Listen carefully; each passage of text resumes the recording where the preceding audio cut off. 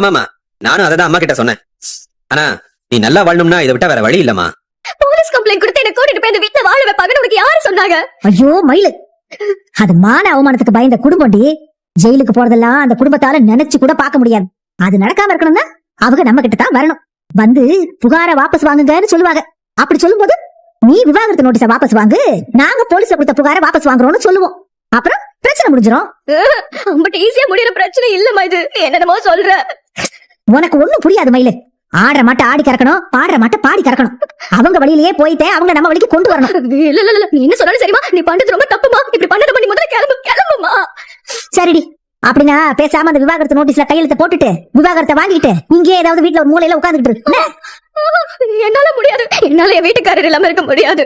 உன் பேச்ச கேட்டா அதான் நடக்கும். நீ ஒரு மூலையில இரு. அக்காவை வாழா வெட்டியா வீட்டுல வச்சிருந்தா உன் தங்கச்சிக்கு கல்யாணமே நடக்காது. இவ இங்க ஒரு